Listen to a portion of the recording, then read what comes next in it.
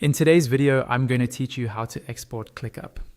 By the end of this walkthrough, you'll know exactly where to go and what to click so you can safely download your Workspace data and use it wherever you need.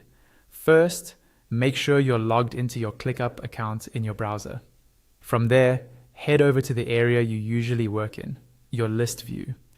This is the standard view where you see your tasks in a list format.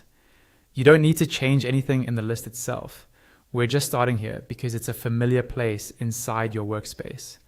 Next, look for the settings option. Depending on your layout and screen size, settings might appear as a gear icon or as a labeled option in the sidebar or top navigation. Go ahead and click on settings to open the main settings area for your account and workspace. Once you're inside settings, look over to the left-hand column. You'll see a menu with different categories. Find the option labeled Imports, Exports, and click on it. This is the central place in ClickUp where you can either bring data into your workspace or take it out. When that page opens, you might land on the Import section by default. Since we want to take data out of ClickUp, switch to the Export option by clicking on Export instead. This will open the export controls for your workspace. Now, you'll see a drop-down labeled Select Location. This is where you choose which part of your ClickUp environment you want to export. Click on that drop-down to see the available options. You'll typically see your workspace or team areas listed there. From the drop-down, click on the specific workspace you'd like to export.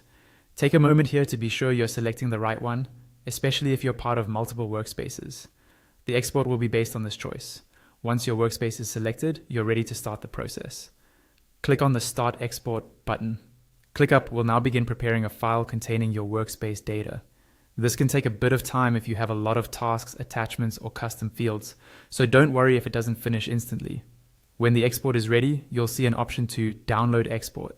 Click on Download Export to save the file to your computer. Choose a safe, organized location where you can easily find it later, especially if you plan to import this data into another tool or keep it as a backup. And that's it.